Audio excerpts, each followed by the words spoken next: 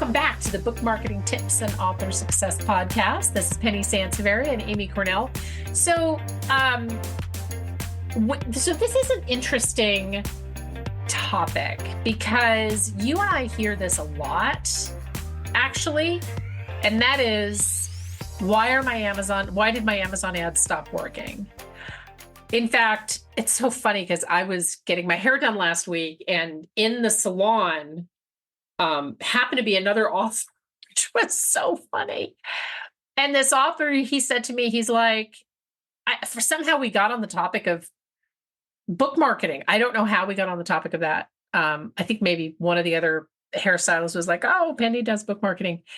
And he said to me, he's like, oh, Amazon ads are junk. They don't work for me.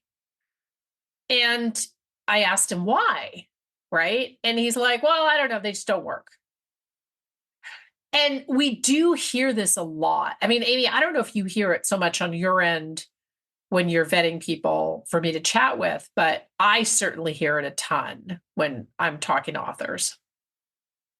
Yeah, I mean, I would say it does come up occasionally when I, kind of reiterate where our focus is, because sometimes people say, well, what do you do before, they want to know that we're kind of in line with what they're looking for. And of course, I mentioned Amazon. And so every once in a while, we definitely get people that are very candid about how, well, I've done ads before. And some people are very much like, but it's probably me. If you guys can do it better, great. But then other people are like, nope, they don't work. Like, I've been doing it forever. I don't want that. It's like, wow. So it's kind of a full spectrum of opinions when it comes to Amazon ads. Well, and I think that you have to be. So I think instead of making a broad stroke, statement about why your Amazon ads aren't working, you have to really dig down and figure out what else might be going on. And the reason, so kind of the origin story of this podcast was a consultation that I did, an Amazon ads consultation that I did with an author this week, actually. And this author we were having the same conversation. My Amazon ads stopped working. My Amazon ads stopped working.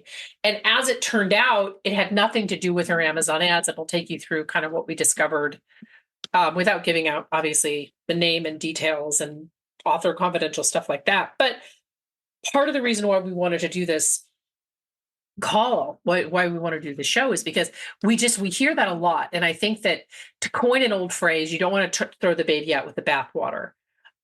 Because your Amazon ads might just need to be tweaked. So the first question I would ask you as an author is, are you using enough keywords, right? So I've evaluated ads campaigns where the author had like 5 keywords. That's not going to really help you at all. You want to have between 300 and 400 keywords, right? So make sure that you're using enough keywords. I would say, do not look at ROAS, which is return on ad spend. The return on ad spend on the Amazon dashboard is deceptive because it's the return on. So I did a consultation with an author last year on this, and this author was like, oh my gosh, my return on ad spend is great. I'm making all this money. And I said, yeah, but you do realize that is the full price of the book that they have listed. I don't know where Amazon is like intentionally deceptive, but under the ads dashboard, like, you look at this and you're like, oh my gosh, I sold $57,000 worth of books and I had to spend, blah, blah to get there. Well, that's fine. But you want to take that number and you want to take, lop 45% off or whatever your percentage is that Amazon gets, because that's the retail number of your sales, right? So that's something that, yes, you want to keep an eye on. The ad numbers are squirrely because Amazon's math is a little fuzzy. But make sure that you have the right keywords. You also want to make sure, and this is kind of what I did with this author that prompted this show, is I went through the keywords on the ad dashboards and they all looked great. I mean, they weren't overspending. They were making sales. Everything looked really, really good, right? The categories were appropriate. All of that stuff looked fine. when I checked the book retail pages, Amazon had put all of the books under this author's brand on sale. And to add insult to injury, decided to offer readers a 20% off coupon for these books. Now, depending on the type of account that you have with Amazon, Amazon can run sales on your books day and night, right? This is something that this author was unaware of. And consequently, because her books were so steeply discounted from Amazon, these ads stopped working, right? Because, you'd have to sell twice as many to get, I think in total, it was like a 40% discount once you calculated like the discounted price, how the book was discounted, how much the book was discounted, plus the 20% off coupon on all these books. It was the craziest thing.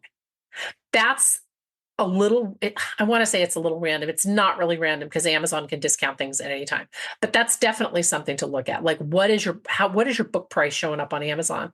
Because that's also going to make a difference on whether or not your ads are really doing anything for you, and when your ads are really working most of the time. And I know, Amy, you want to talk about the Amazon retail pages and stuff, but most of the time, Amazon ads, the blanket statement of my Amazon ads are not working has really nothing to do with the ads and more to do with the various, like, enough keywords, do you have enough categories? And also things like what's the price of your book other than the discount and then the 20% off coupon, which just seems crazy to me, that Amazon did for this author. But Amy, the retail pages also make a massive difference in whether or not these ads are doing well, right? Yeah, I mean, the retail page, another way to think of it as is the shopper experience. Yeah. So what's happening once they get over there? So in addition to the pricing, which, as you mentioned, Benny, is insane, but you don't typically have any control over, you do have control over your first impression.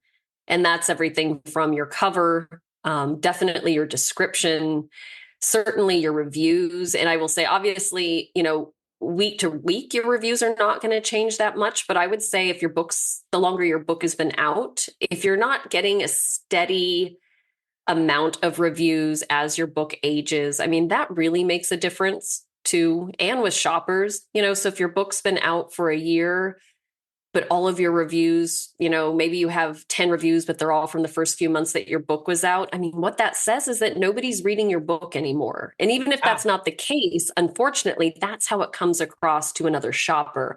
So little things like that can make a huge impact on whether or not any further engagement, I should say, comes from your ads. So you might be getting clicks, but then once they get there, things are falling flat. And a lot of that has to do with the user experience once they land on your page. And we've done shows on Author Central. There's so many different things, a lot of different content, unique, fun, interesting, engaging content that you can add to your retail page through Author Central as well, that definitely personalizes the experience a bit more for shoppers and that can help make your book stand out from the other books they're looking at potentially buying. Another thing is, the A+ content that can really help your book stand out and seem different from the other 3 books they've already clicked through to look at that they're considering as well.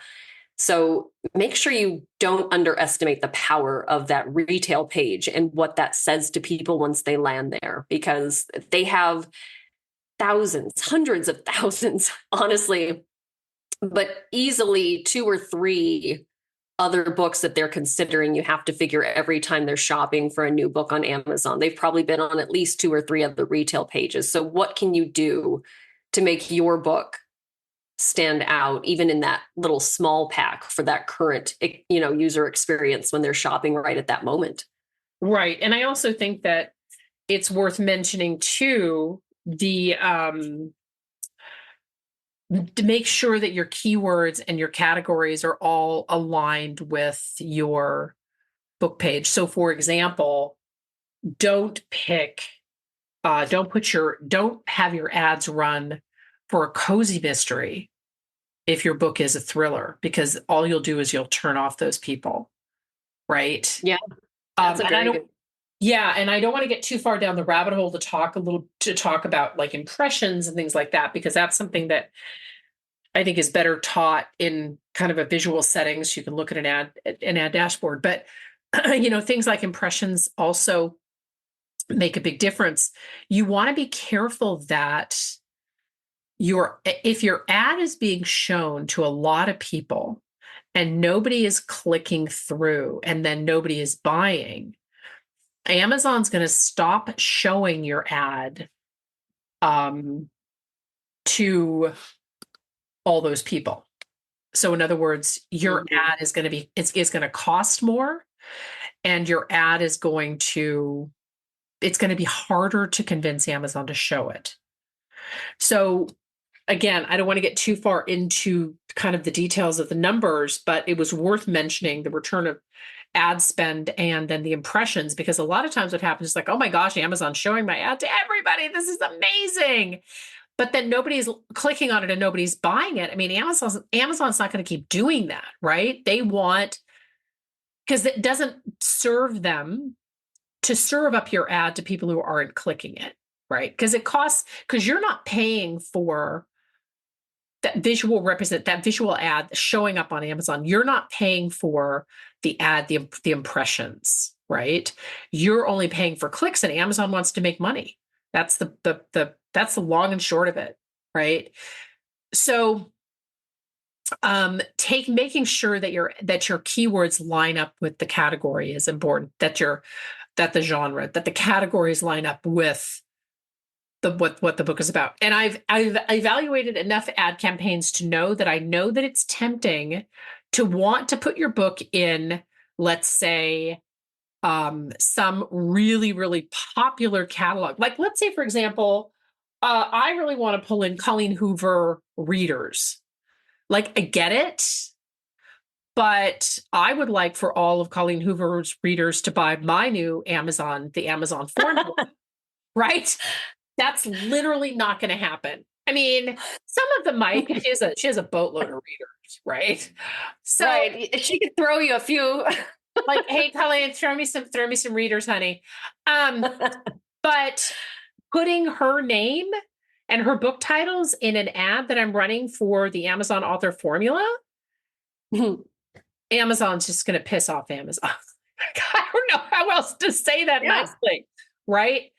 So no, it's true. And they've made major changes in the last year, specifically because they've gotten pissed off that people are abusing, features. So we know they will eventually crack down. People are abusing the features and people are trying to trick the system. And there's a lot of talk out there like, oh, start your ad for just a penny. And I'm telling you right now, Amazon's long-term goal for their ads is to become the Google AdWords of the retail space, which you could technically say that Google AdWords is also in a retail space, but differently, obviously, because this is Amazon. Mm-hmm. They are out to make, and honestly, if I were the driving force behind Amazon ads, I would be the same way. You trick the system, you're out.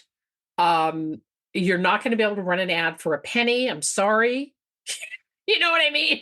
Right. It's not funny. But there's a lot of stuff out there that talks about, are there shortcuts? Are there ways to kind of speed up your progress and get better, make better sales and all this stuff? Yes, 10,000%. There are ways to do that.